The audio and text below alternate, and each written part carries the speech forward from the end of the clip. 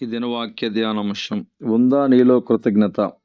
ప్రార్థన చేసి దేవుని స్తుతించిన తర్వాతే భోజనం చేయాలని ఆ తల్లి తన కుమారునికి ప్రతిరోజు చెప్తూ ఉండేది.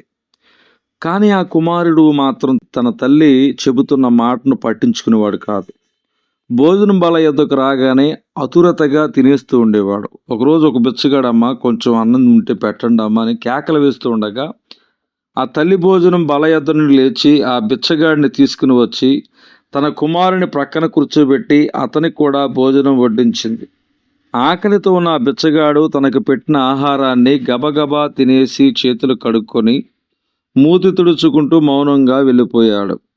ఇదంతా గమనిస్తున్న ఆ కుమారుడు తన తల్లి వైపు చూచి, అమ్మ, ఇటువంటి కృతజ్ఞత లేని వాడిని లోపలికి తీసుకువచ్చి భోజనం పెట్టావెందుకు అని ప్రశ్నించాడు. అప్పుడు ఆ తల్లి, బాబు, నీవు కూడా అదే చేస్తున్నావు కదా. కడుపు నిండా భోజనం పెడుతున్న దేవునికి ఏనాడైనా స్థుతులు చెల్లించావా? కృతజ్ఞత లేని వాళ్ళను చూసి దేవుడు ఎంతగా బాధపడతాడో నీకు తెలియచేయడానికి ఆ బిచ్చగాడిని భోజనం తిని కృతజ్ఞత చెప్పకుండా వెళ్ళిపోమని చెప్పానని చెప్పింది. సత్యము గ్రహించిన ఆ కుమారుడు ఆ రోజు నుంచి ప్రతిరోజు దేవునికి స్థుతులు చెల్లించిన తర్వాతనే భోజనం చేసేవాడు. దేవుడు నీకు ఇచ్చిన దాని నిమిత్తం ఆయన ఎడల కృతజ్ఞత కలిగి జీవించేవానిగా ఉన్నావా?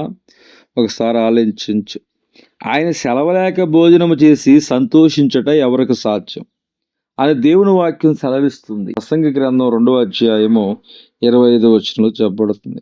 మనం కలిగి ఉన్న జీవితమును బట్టి కూడు, గూడు, నీడ, మరి వస్త్రములను బట్టి తప్పక ప్రతిదినము దేవుని మనం స్తుతించాలి. మన పిల్లలకు నేర్పించాలి. ఈరోజు మనం కలిగి ఉన్న ప్రతి ఒక్కటి దేవుడు తన కనికరమును బట్టి మనకు అనుగ్రహించిన, మరి వాటిని బట్టి దేవుని స్తుతించాలి కదా. నా ప్రాణమా యెహోవాను సన్నిధించుము, నా అంతరంగమున సమస్తమా ఆయన చేసిన ఉపకారంలో దేని మరొకమని కీర్తన గ్రంథము 103వ అధ్యాయం 1-2 వచనాలు చెప్పబడింది. దేవుడి దిన వాక్య ధ్యానం దేవుడు దీవించునుగాక. ఆమేన్.